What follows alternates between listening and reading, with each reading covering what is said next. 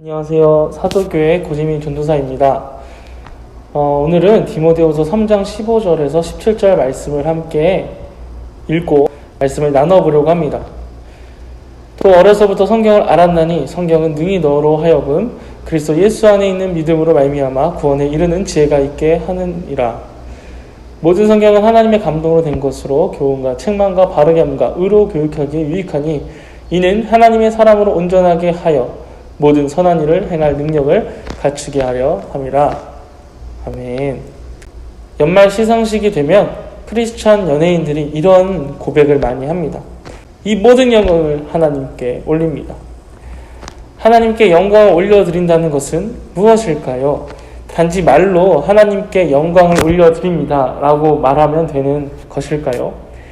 우리에게 매우 익숙한 단어일 수 있지만 굉장히 추상적인 단어라고 생각합니다. 어떻게 하면 하나님께 영광을 올려드린다고 할 수 있을까요?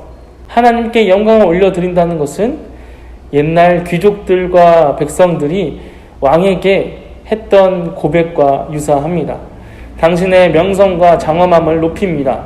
찬양합니다. 존경합니다. 하나님께 영광을 올려드립니다라는 표현은 하나님의 놀라우심을 드높입니다. 인정합니다. 믿습니다. 라는 고백이라고 할 수 있겠죠. 두 번째로 하나님의 영광은 헬라어에서 독사라고 하는데요.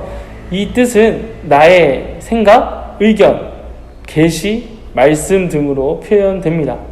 그러니까 하나님의 영광을 위해서 살겠습니다. 이 말은 하나님의 생각, 하나님의 계시, 말씀, 명성을 위해서 살겠습니다. 라는 표현인 것이지요. 하나님께 영광을 올려드립니다. 그리고 하나님의 영광을 위해서 살겠습니다. 이 말은 다른 의미일까요? 아닙니다. 하나님의 장엄함과 위대함을 인정하고 찬양하는 사람은 하나님의 영광을 위해서 살 수밖에 없습니다.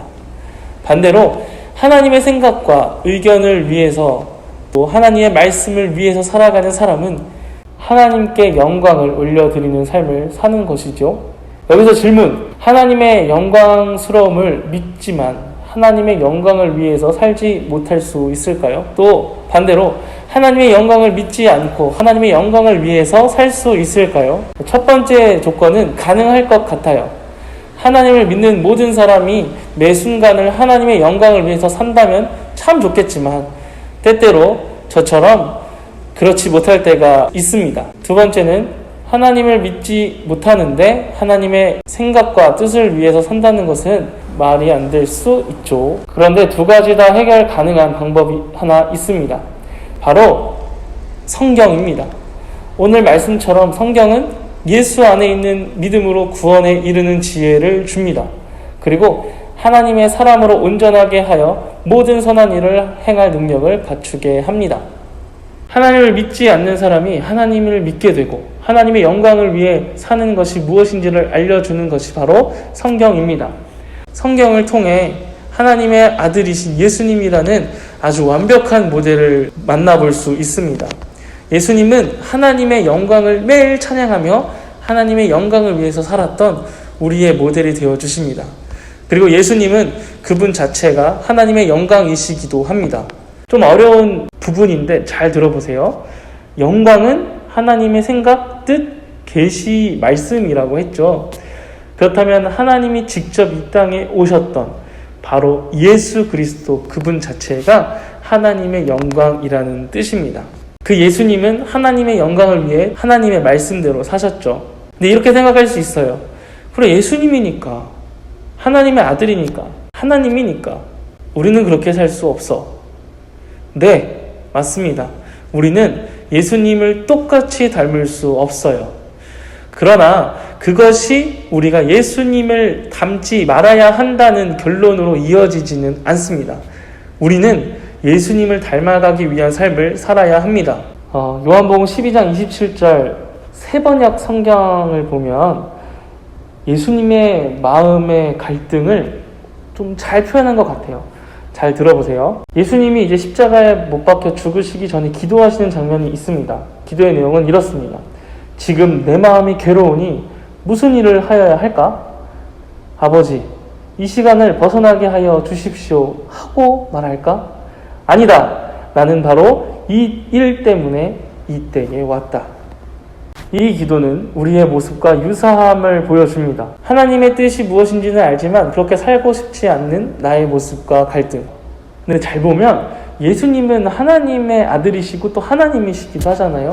어떻게 하나님이신 분이 이렇게 갈등할 수 있을까요? 왜 하나님은 이 말씀을 남겨두셨을까요?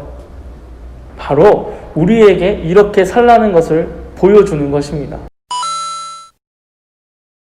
교회에 대해서 그리고 우리의 정체성에 대해서 이야기했습니다.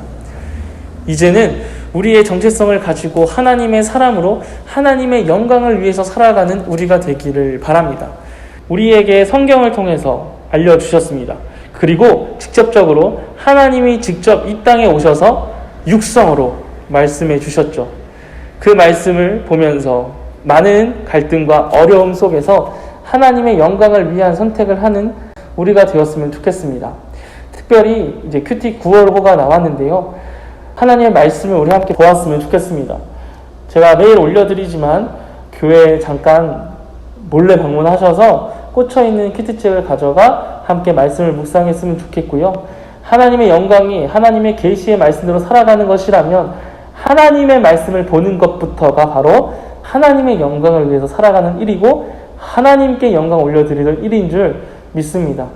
우리 함께 하나님의 사람으로 하나님의 영광을 위해 살아가는 우리 모두가 되기를 간절히 소망합니다. 감사합니다.